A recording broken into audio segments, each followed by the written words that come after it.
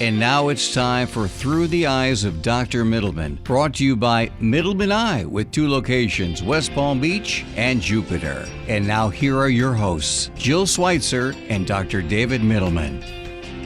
Good Saturday morning. It is just a delight to be back here with Dr. David Mittleman, Through the Eyes. And you never know what you're going to get. You never know what stories you're going to hear. And so get a cup of coffee, settle in. That's exactly what I'm doing. Good morning, Dr. Mittleman. Good morning, Jill, and thanks once again for having me. It's always great to be here, and I think we have some wonderful things to talk about today. I see here 7-continent sickness. Pray tell. As it turns out, I've been to every continent. I've been sick on pretty much every continent. And illness comes with a story. It always does.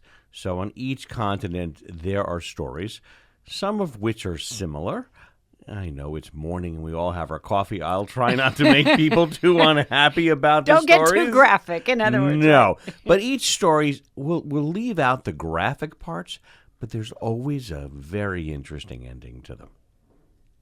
Let us begin. Now, I see, because you're Dr. Mittleman, you are just, the way that you approach this show is, I believe, the way that you approach your whole practice at Mittleman Eye with a vision, no pun intended, and you're very exacting about, laying everything out and making sure everything is just so. So I have Antarctica at the top of this list. So you're absolutely right, Jill. When I was thinking about what we would talk about this show, it's wonderful for me because I get to go down memory lane. I get to think of what happened to me, what I didn't want to happen to me, how I handled it, and I can organize my thoughts so that the listeners can have a wonderful experience, learn something new, have a chuckle. And you're absolutely right. That is the way I approach my life, my practice. And so Antarctica, I went long before it was fashionable, probably about 25, maybe even 30 years ago. I was on a Russian expedition ship called the Professor Moltanovsky, which was an old Russian ship that they used for scientific endeavors. The key here is it had no stabilizers, none. Think South Ocean, 40-foot seas, cold, drizzly, dank weather. No Lido deck, no lecture hall, no beautiful dining room. No drink package. No. There were 50 of us on the boat, and 48 were so horribly seasick that the boat stank. It was terrible. And guess who wasn't? I was not seasick, and one of my friend's wives who came with us also was not seasick. And so wait, you're telling me 2 out of 50 people were not seasick? Correct. Okay. And so on this boat, there was really nothing to do, at least for the first 3.5 days. We were sailing from Ushuaia to South Georgia Island, and we had breakfast, we had mid-morning snack, we had lunchtime, we had afternoon snack, we had dinner time, we had evening snack, and we had midnight snack. Unfortunately, by the end of the 3 weeks, they ran out of food, and that was not upsetting for me, because my sickness on this trip wasn't that I got seasick. I gained 20 pounds in 3 weeks. So what was the thinking behind all of the food? Was that to distract you from the terrible conditions? Absolutely, because there was nothing else to do. And so when I learned that I was gaining so much weight, I found a scale, and I realized because my pants didn't fit, I tried to run up and down the stairs. There were no elevators. There was only stairs on this boat. And you couldn't do that because the boat was pitching and tossing and forward and backwards, up and down. And you couldn't go up and down more than at a crawl because you had to grasp onto the banner for dear life. I did get seasick. And this was really the one small sickness I had. The lectures, because again, there was no lecture hall, was in the bowels of the ship, way down, no window, overheated to about 90 degrees. Within 2 minutes of being down there, being tossed back and forth, I said, that's it. So that was my story in Antarctica. Again, I have to question, why a person would put themselves in these circumstances. But what I've learned from you is that, like you said, there's stories and there's also some really cool things that end up happening by putting yourself in these really remote locations and situations. So there is a reason, and there was a reason to do this trip. First, it was my last continent, and I couldn't leave a hole in the map. But I love wildlife. I love everything about wildlife. We haven't spoken about that on previous shows. And on this trip, because there were only 50 people got off the boat onto the islands, onto the mainland of Antarctica, among 1.5 million penguins. And we had hours to ourselves to walk amongst the penguins, all different types of penguins, Gentoo, chinstrap, macaroni, king penguins. It was really spectacular. When you're on a cruise ship, they have 300, 400 people that are only supposed to let 50 people off. If they do, you're only there for 45 minutes. And if they let all of the people off, it's overwhelming to the wildlife. This was a very personal and pristine experience, and that's what I wanted. And I just want the folks at home listening to understand that Dr. Mittleman here does not look at a note ever. When you're speaking to me, all of this is in your memory. The names of the penguins, the names of the places you visited. I always marvel at that, your memory. And that's why it's very cool, to have you every Saturday, because that's just fun for me to watch. How does he do it? Oh, these things just stick. They're fascinating experiences, and they're, for better or worse, ingrained indelibly on my mind. All right, how about Asia? Let's just go through the list. So I've been sick a few times in Asia. I want the listeners to know, with all of the trips I go on, I actually haven't been sick or ill or had issues that frequently. There were a few times in Asia but what stands out was when I was in internship. I was 26, and I saved up enough money to go to China for 2.5 weeks. China had just opened up. I had been in foreign countries before, but never so far and exotic as China. Land in Shanghai. It had only been opened for a year or two to Western travelers. There was one hotel, the Sheraton Great Wall Hotel, and there are stories about that. I wake up at 2 in the morning. I'm on a group trip. I'm severely jet lagged. I don't have access to sleeping pills. And so what do? I go out sightseeing. And I get out of the hotel about 4 o'clock, and I walk to the nearest local market. And I love food, and there are all kinds of food stalls. And with great abandon, I sample something from 10, 11 food stalls. I got so sick. Oh, dear. A day later, I had 105 fever. It was coming out of every pore in my body, every orifice in my body. I had delirium. I was actually in my room, waking up from a deep sleep. I didn't know where I was. I couldn't walk. It was terrible. I was probably septic. I was taking Cipro, which I had brought. I was smart enough. No sleeping pills, but I had Cipro.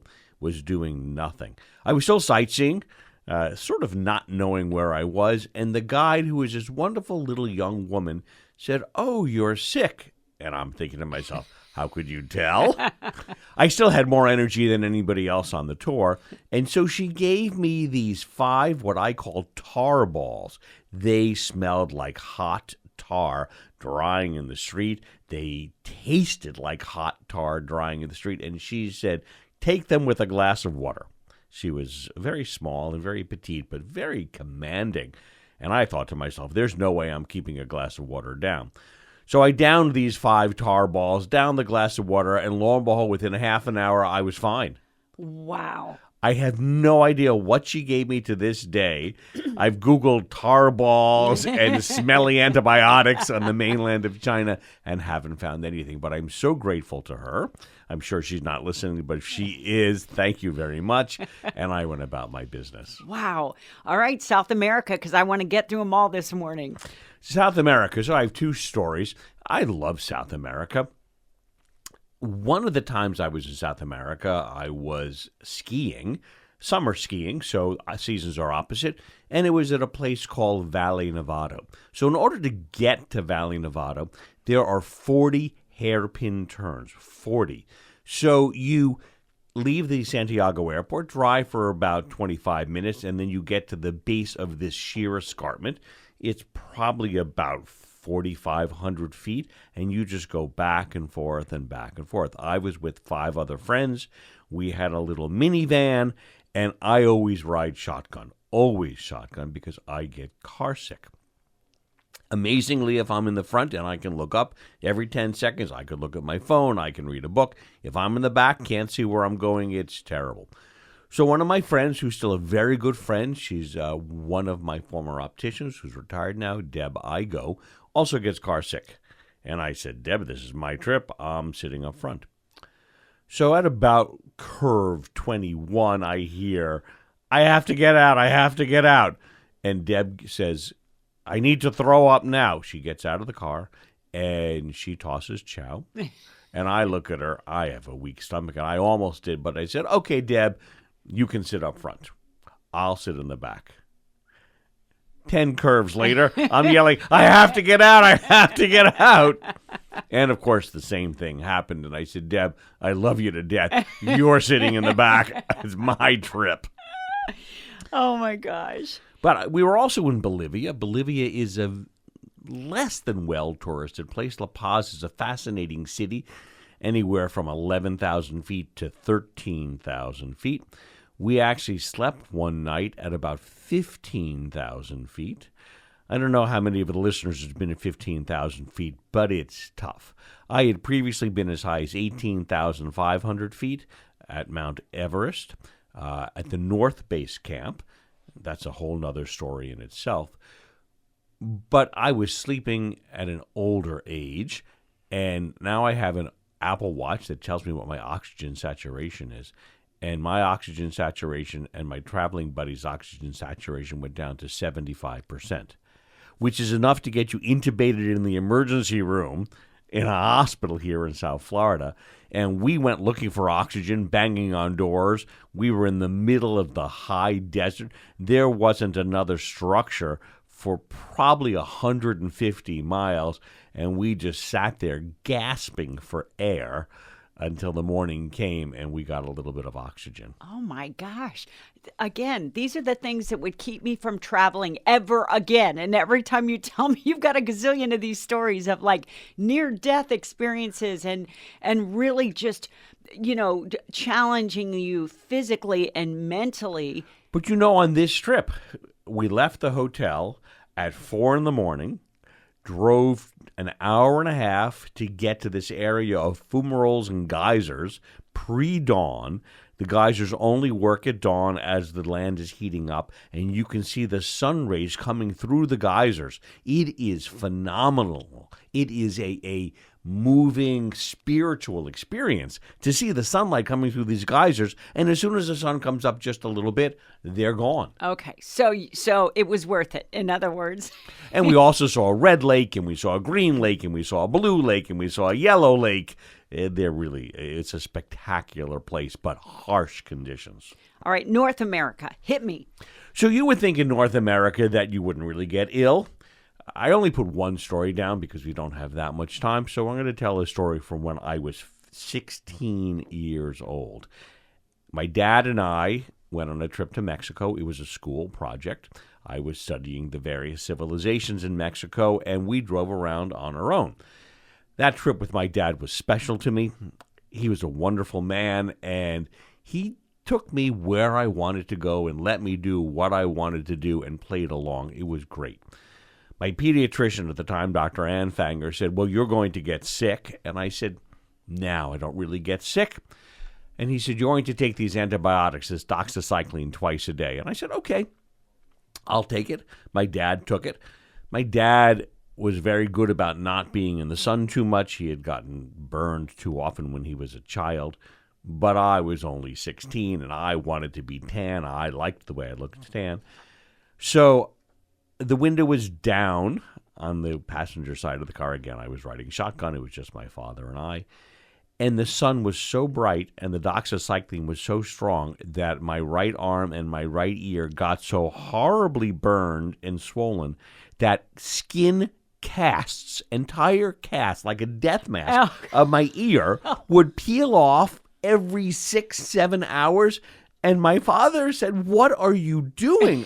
And I didn't know. I didn't know that doxycycline made you sun sensitive. So the entire upper right half of my body from being in the sun was swollen, puffy, and shedding skin, much like a snake sheds its skin. I didn't realize until several years later that it was from the doxycycline.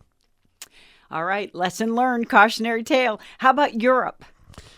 So I've been ill a couple of times in Europe, but I picked two. One again when I was 15. I was on a teen tour. I was lucky enough to go on a teen tour for 5 weeks to Europe.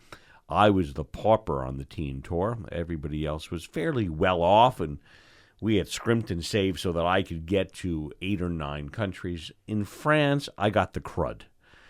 Upper respiratory system, GI tract, everything. Everybody would go out shopping every day. I went sightseeing. One of my crowning glories of that trip was I visited the sewers in Paris. It was a wonderful experience. Well, I was so sick that as opposed to Antarctica where I gained 20 pounds, I lost 20 pounds in about 10 days. Now I'm in England and I am too sick to get myself around. And the head of the trip actually rented a driver and a car for me so I could sightsee. When I got home, I had 15 vials of blood drawn, passed out. I do not do well with needles. So because of this crud, that was it. Similarly, in Spain, I wanted to try food. It's always centers around food. There's a special food called percebes in Spanish, or goose barnacles. They grow on the sides of ships. They look like they grow on the sides of ships, and they're a delicacy in northern Spain. And so I wanted these. I was traveling with somebody named Jason Gonzalez, who works for me. I give Jason a lot of garbage for not being able to translate, not being able to drive, which was his job, but he really did a great job for me. And I said, "Jason, I'm ordering these very expensive delicacies for you. You must try them." And he looked at them and said, "No," and shook his head, and no. The jowls go back and forth, no. And I'm like, "I spent a lot of money. You're going to have one." So he had one. And I said, "Now you're going to have two because isn't it wonderful?" No. So I ate an entire bowl of percebes, and the next day I paid for it. My entire gastrointestinal tract was entirely out of whack. And you didn't need a radar or an air tag to know where I was. You just needed to see the green haze around the car. And so after 4 or 5 days, finally, it got too much for me.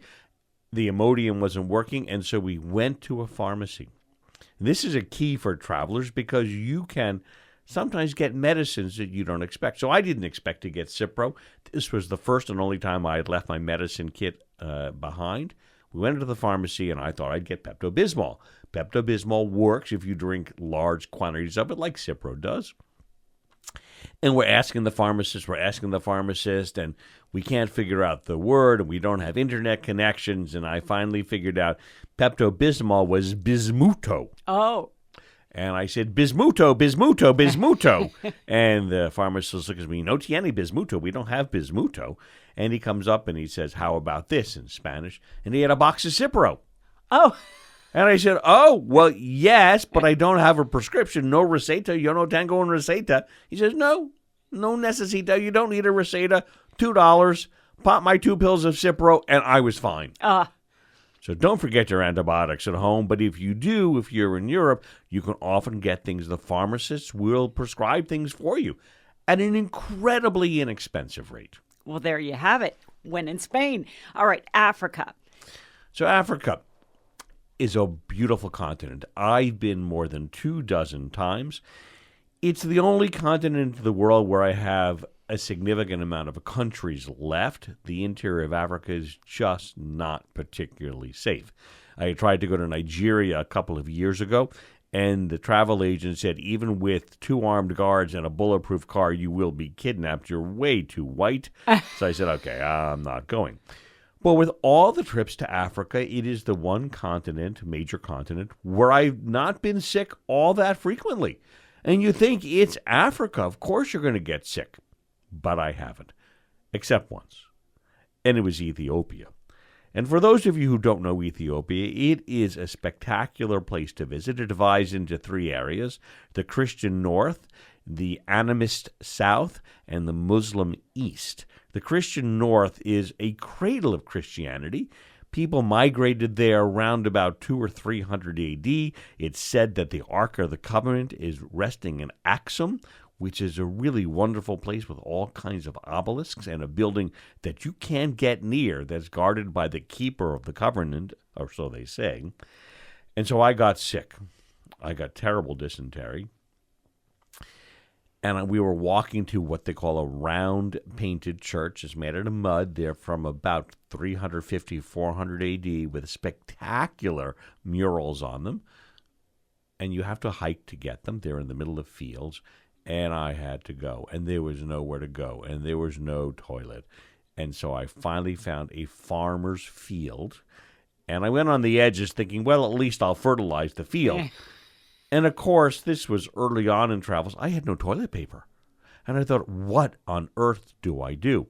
So I hobbled over to a hedge, pulled the leaves off the hedge, and cleaned myself with leaves. For all I knew, they could have been poison ivy. I'm not that good with plants, but it worked, and I was fine. Oh, my gosh. Well, we come to Oceania. So Oceania is Australia, New Zealand, and all the islands in the South Pacific. And so both of these instances occurred on the same trip. So the first stop was the Solomon Islands. And so those of you who are not familiar with the Solomon Islands, there was a lot of fighting during World War II. They're very pristine islands with waterfalls and streams and a lot of remnants from World War II, tanks and so forth. It's difficult to get there. I had to fly to Los Angeles, then from Los Angeles to Fiji, and then from Fiji to the Solomon Islands on different airlines. So I fly from Miami to L.A. I have a 7-hour layover. I get my bags. I recheck them with Fiji Airlines. And now it's about 1 in the morning. I'm boarding my Fiji Airlines flight, and my ticket won't scan. It comes up red, and she says, oh, don't worry, just get on the plane. So I get on the plane. It's now about 1:30, and I hear in a sleep-induced haze, we're going to be delayed. We have 4 people's bags we have to take off. And I'm thinking to myself, oh, how stupid. People didn't show up. How does that happen? I land in Fiji. I have a 6-hour layover. I land in the Solomon Islands, and I have no bag. And I realized one of the bags they took off was mine because I hadn't actually checked onto the airplane. The gate agent had never scanned me in. So I had to get clothes. I had no clothes. And the next day I was hiking about 5 or 6 miles through rough terrain and then through a gorge down a waterfall, and I had no clothes. I didn't have my water shoes. I didn't have my bathing suit. So the guide says, okay, well, we were in the main island. We'll go to the clothing store. Well, they're small people. I bought extra, extra, extra large, triple X large, and the shirt and the bathing suit really still didn't fit. I bought the biggest size shoe they had, and it really didn't fit. And so I went hiking in these undersized clothes. I looked like I was a stuffed Derma. And about 3 miles in, the sandals started to break. And they were made in China. They started to come apart. And I ultimately had to go barefoot for the rest of the trip. I had so many blisters and cuts on my feet that it took a week and a half before they healed. I actually had to go buy a second pair of sandals because I still didn't have shoes. The flights only come every 3 days. And it was terrible. My feet hurt and were swollen. And thank God I hadn't forgotten my medicine kit because I put antibiotic ointment on them and they ultimately healed. Later in this trip, I went to Vanuatu. And for those of you who don't know where Vanuatu is, it's south of the Solomon Islands. It is a overseas département of France, and it is really a spectacular country, or really set of islands as part of France. The main city is a big French city in the tropics, much like Papeete in Tahiti, with interesting museums, but it's really on the out islands. There's an active volcano. I had a picnic lunch on the edge of an erupting volcano. The videos are terrifying. Everybody who saw the video said, "What are you doing there? Why aren't you fleeing?" Wonderful beaches. They also have plantations where they do spices, and I wanted to take a bike ride. I love bike riding. And so I get on this bike with my French guide, and we leave the hotel compound on a dirt road, and I'm riding. We go up a little hill, and now we go down a hill, and I hit the right brake. So we all know that right is rear, left is front, RR. And so I hit the brake thinking, okay, I'm going to slow down going down this steep hill. Well, in the South Pacific, right is the front. I locked the front brake. Okay. I went. Wait, note to self. Okay, got it. So you have to do this. And anytime I go to a foreign country, I ask the same thing because it was just like that when I was in Réunion, another French protectorate in the Indian Ocean. I went flying like Superman, landed on my hands. My camera was safe, but landed on my hands. And it looked like my hands had been put on the roughest sandpaper. They were braided. They were bleeding. There was cuts. There was gravel because it was a gravel road, tiny pieces of gravel throughout my hands. And the guy said, well, we must go back. And I said, we must not go back. I'm going to see the plantations. Onward. So he had a first aid kit. He picked out probably about 50 little pebbles. There were probably 100 more left, wrapped my hands in white cloth, and we went bike riding. I couldn't grip my hands. And for the next week, my hands were wrapped. I got back to the hotel and plucked out almost every single last piece, put myself on oral antibiotics. And when I got home, my hands were still wrapped. They weren't quite so swollen anymore, but thank God they were well enough that I could operate. Oh, my gosh. Dr. Mittleman, like I said, every week I just sit here with my jaw dropped pretty much. And I hope that our listeners are sort of understanding, all of the incredible experiences that you've had and how I feel that is what makes your practice so dynamic, so amazing, such a mainstay in our community where people just say, yes, Mittleman eye, when they think about their eyes. So I just can't thank you enough for a 7-continent trip with all of those sicknesses in the middle. Well, I really do think this helps in the office because here in South Florida, we are a melting pot like New York, where I came from, and I meet people from all walks of life and from all different countries, and there's always something to relate to. Because if you can forge that bond with patients